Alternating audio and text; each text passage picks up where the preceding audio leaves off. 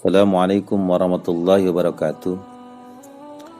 Di dalam Al-Quran banyak ayat yang menyerukan tentang tafakur atau berfikir. Itu artinya betapa Allah menganggap bahwa tafakur itu sangat penting dan tak boleh diabaikan. Firman Allah dalam surat Ali Imran ayat 191, Alladzina yazkuruna Allaha qiyaman wa qu'udan wa ala dunubihim wa yatafakkarun fi khalqis samawati wal ard Rabbana ma khalaqta hadza batila subhanaka fakina adzabannar. Orang-orang yang mengingat Allah sambil berdiri atau duduk atau dalam keadaan berbaring, dan mereka memikirkan tentang penciptaan langit dan bumi, seraya berkata, Ya Tuhan kami, tiadalah Engkau menciptakan ini dengan sia-sia.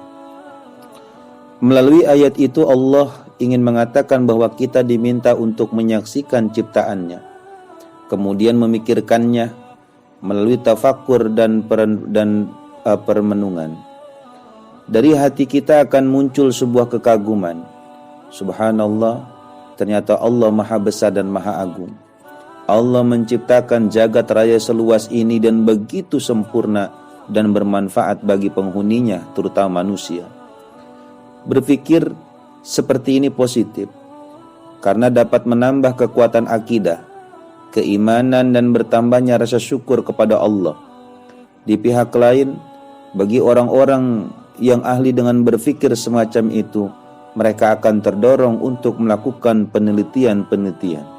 Hasil dari penelitian itu akan bermanfaat bagi kehidupan manusia.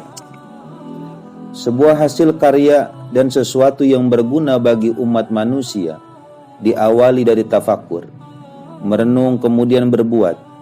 Para sarjana biologi dan ahli kesehatan tak pernah berhenti bertafakur dan mengamati isi alam raya ini.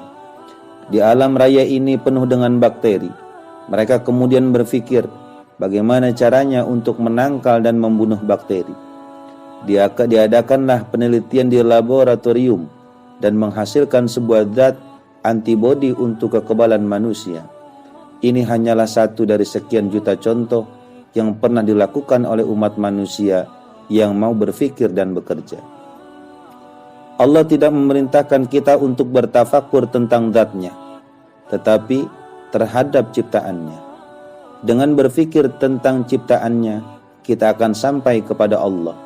Sayangnya, sebagian orang keliru dalam bertafakur.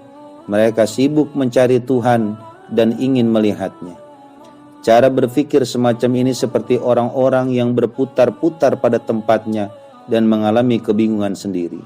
Sebab jika seorang memikirkan tentang Tuhan, ia tidak akan menemukannya. Sebuah riwayat dari Ibnu Abbas radhiyallahu an menerangkan bahwa sesungguhnya sekelompok orang berpikir tentang Allah Azza wa Jalla terhadap mereka. Kemudian Rasulullah SAW bersabda, Tafakkaru fi khalqillahi wa la tafakkaru fillah, fa innakum lan tuqaddiru qadrahu. Berfikirlah tentang makhluk Allah, dan janganlah kamu berfikir tentang Allah. Sesungguhnya kamu tidak akan mengagungkan kedudukannya. Dalam riwayat lain diterangkan bahwa suatu ketika Rasulullah SAW keluar dan menemui sekelompok orang. Mereka sama-sama diam, tampaknya sedang berfikir. Rasulullah SAW bertanya, Malakum la tatakallamun? Mengapa kamu tidak berbicara?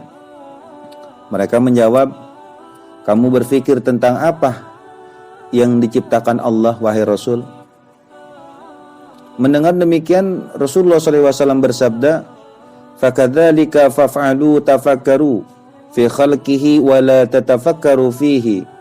Fa inna bihadzal maghribi ardan bayda'a nuruha fayaduha wa bayadan duha nuruha masyirata syamsi arba'ina yauman bima khuliqa min khalqillah azza wa jalla lam ya'sullaha tarfata ainin. Seharusnya begitulah engkau berbuat. Berfikirlah tentang makhluk Allah dan janganlah kamu berfikir tentang Allah. Sesungguhnya di tempat terbenamnya matahari ini ada bumi yang putih cahayanya adalah putihnya. dan putihnya adalah cahaya sepanjang perjalanan matahari selama 40 hari. Dengan diciptakan sebagian makhluk Allah di mana mereka tidak berbuat maksiat kepada Allah sekejap mata pun. Mereka bertanya, "Wahai Rasul, lalu di manakah setan itu?" Rasulullah menjawab, "Ma yadruna khuliqas syaitanu amla." Mereka tidak tahu setan telah dijadikan atau belum. Mereka bertanya lagi, "Apakah dijadikan dari anak Adam?" Rasulullah menjawab, "La tadruna khuliqa Adamu amla." Mereka tidak tahu Adam telah diciptakan apa belum. Begitulah Rasulullah SAW mengajarkan bagaimana bertafakur yang benar. Ia tidak ingin umatnya memikirkan dan mengetahui zat Allah secara kasat mata, karena terlalu agung dan suci Allah bisa diketahui makhluknya. Riwayat dari Atta bahwa ia berkata, "Suatu hari aku dan Ubad bin Umair pergi ke tempat Aisyah radhiyallahu an. Lalu ia berbicara dengan kami. Di antara kami dan Aisyah dibatasi hijab atau tabir penghalang. Aisyah berkata, 'Wahai Ubaid, kenapa engkau lama tak mengunjungi kami?' Umair menjawab, karena Rasulullah SAW pernah bersabda demikian, 'Zur ghibban tazdad hubban.' Berkunjunglah jarang-jarang, maka rasa cintamu akan bertambah." Ibnu Umair kemudian berkata kepada Aisyah, "Beritahukanlah kepada kami tentang sesuatu yang paling menakjubkan yang pernah engkau lihat tentang Rasulullah." Maka Aisyah radhiyallahu an menangis lalu berkata, "Semua urusan beliau sangat menakjubkan. Beliau menemuiku di malam saat giliranku, hingga kulit beliau menyentuh kulitku. Tiba-tiba beliau bersabda, 'Darini ata'abbadu li Rabbi azza wa jalla.' Biarkanlah aku beribadah kepada Tuhanku azza wa jalla." Aisyah melanjutkan ceritanya. Beliau menuju tempat air, berdiri di sana lalu mengambil wudhu. Kemudian berdiri mengerjakan sholat. Ia menangis sampai air matanya membasahi jenggotnya. Sesaat setelah itu beliau sujud sehingga air matanya membasahi tanah. Selanjutnya beliau berbaring sampai Bilal datang memberitahukan bahwa sholat subuh telah tiba. "Wahai Rasulullah, apa yang membuatmu menangis? Padahal Allah telah mengampuni dosamu yang terdahulu dan yang akan datang."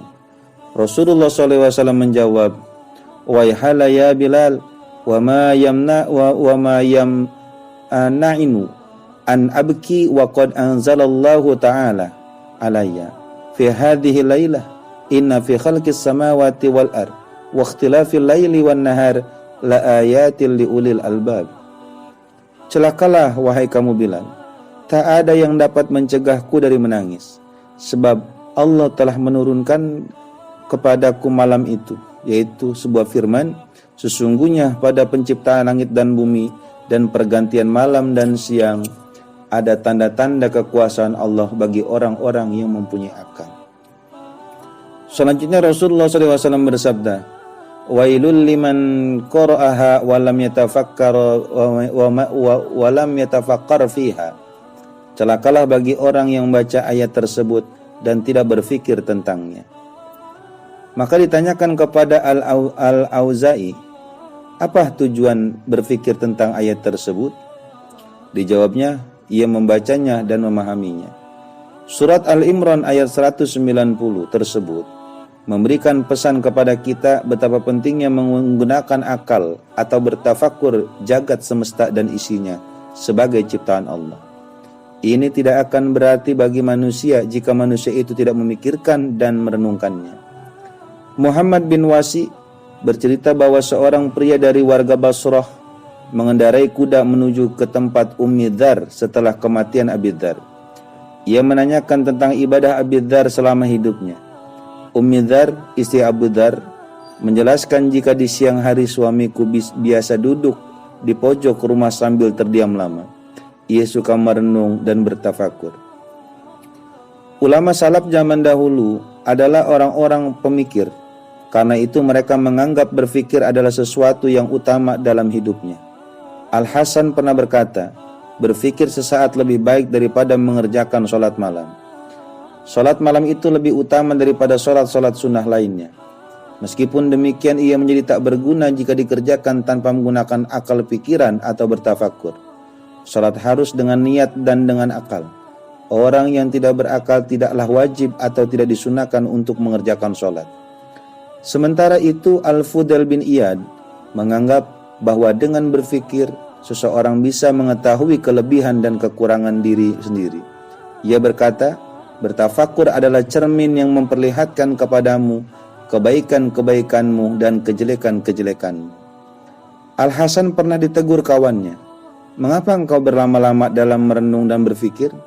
Ia menjawab, "Karena berfikir adalah otak dari akal."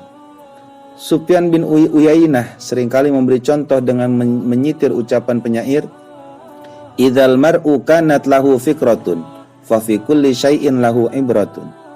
Apabila seorang mempunyai fikiran, maka pada setiap sesuatu ia dapat diambil pelajaran. Semoga bermanfaat. Wassalamualaikum.